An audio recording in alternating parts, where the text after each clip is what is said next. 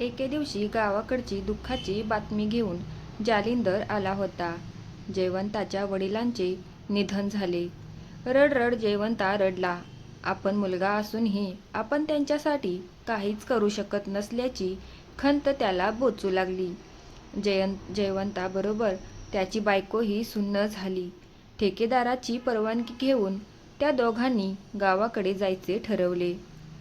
जवळचा तसेच थोडीफार उचल घेऊन जयवंता गावाकडे निघाला. डोक्यावर बोचके घेऊनच ते दोघे पायी बस स्थानकाकडे चालत होती. इतक्यात एका कमी रहदारीच्या रस्त्यावर कर्कच्च ब्रेक दाबून एक गाडी थांबली. त्यातील 4-5 माणसं खाली उतरली. जयवंताकडे ती माणसं चालत येत होती. गाडी त्यांच्या जवळपास चालू होती. काय होत आहे हे समजायच्या आत त्या 4-5 जणांनी जयवंताच्या बायकोच्या तोंडावर रुमाल टाकला आणि तिला उचलले, गाडीत घातले आणि जयवंताने आरडाओरड सुरू केला. माणुसकीहीन बनलेल्या शहरी वातावरणाला जयवंताचे ओरडणे, त्याच्या अंकात त्याच्या मदतीच्या हाकेची मागणी कोणालाही ऐकू येत नव्हती. कालचक्र फिरत होते. माणसं चालत होती. कान डोळे बंद करणाऱ्यांची संख्या जास्त होती. एकट्या जयवंताचा अंकात ऐकायला लोकांना सवड नव्हती. क्षणपणे अवतीभोवतीची माणसे उघड्या डोळ्यांनी पाहत होते. सैरावैरा जयवंता धावत होता. गाडी सुसाट वेगाने गेली होती. जयवंता धाय मोकलून रडत होता. मानवाची जात असलेली माणसं जवळून जात होती, चालत होती. त्यांचे कान ठार बहिरे झाले होते. डोळे असून आंधळे झाले होते. तोंड असून ते मुके बनले होते. माणुसकीहीनतेचे ते चित्र नियंता वरून पाहत होता. जयवंता धावत होता. जवळचे सामान कुठे पडले तेही त्याला समजले नाही. हताश होऊन एका कठड्यावर बसला. समोरचा बोर्ड वाचत होता, मुंबई शहरात आपलं स्वागत असो. जयवंताचा राग अनावर होत होता. संयम सुटत होता. तरीही भान जागेवर होते. आपण एकटे सापडलो. गुंड प्रवृत्तीने डाव साधला होता.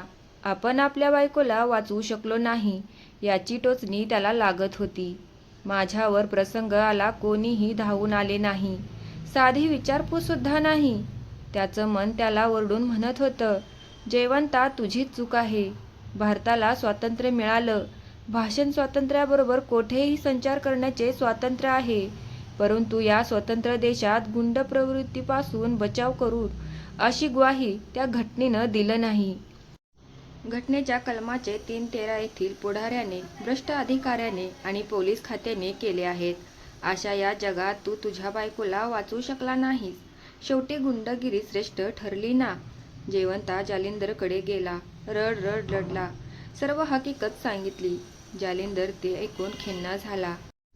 खूप वाईट वाटत होते. राग येत होता. चीड उत्पन्न होत होती. तरी संयम, धैर्य, त्याचबरोबर मुंबईचा अनुभव लक्षात घेऊन त्याने मदतीचे आश्वासन दिले.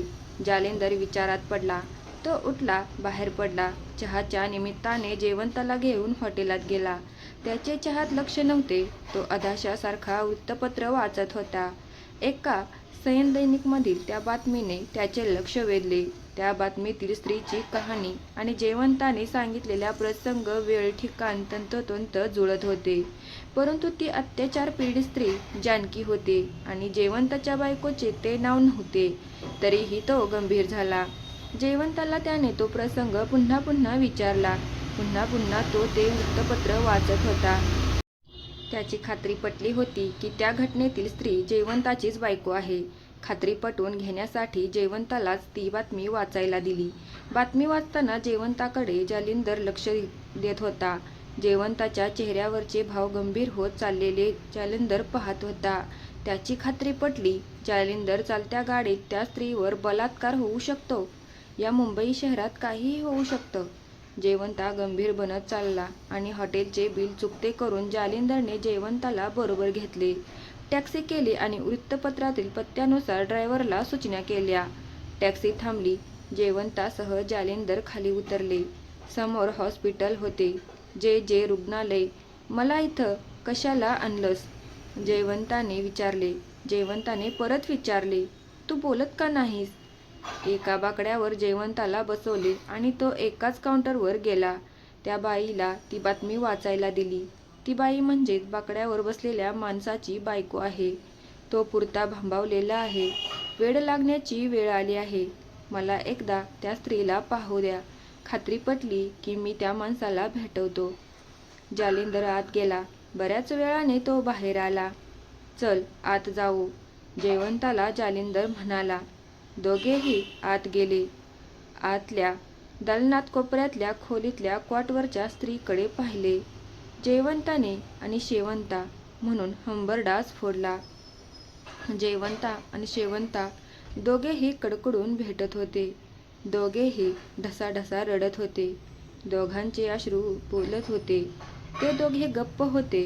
जयवंता शेवंताच्या डोक्याचे मुके घेत होता. केसावरून हात फिरवत होता. तो तिचे अश्रू पुसत होता. ती शांतच होती. त्याचे अश्रू बोलत असावे. शेवंता, चूक तुझी नाही. मी तुला वाचवू शकलो नाही. त्याबद्दल क्षमा कर शेवंता. मी तुला दोष देणार नाही. तू माझीच आहेस शेवंता, माझीच आहेस. मी तुला सोडणार नाही शेवंता. शेवंताने डोळे उघडले. अश्रूंनी भरलेल्या डोळ्यांनी जयवंताकडं पाहिलं. धनी, माझी काही चूक नाही. तुझी काही चूक नाही शेवंता. जयवंता तिला थोपटीत होता आणि शेवंता बोलली.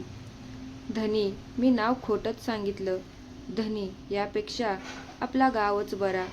धनी, रामायण अजून चालूच आहे. जालिंदर लांबूनच डोळे पुसत होता. चला तर मित्रांनो, कथा आवडली असेल तर लाईक करा, शेअर करा आणि माझ्या चॅनलला सबस्क्राईब नक्की करा. धन्यवाद.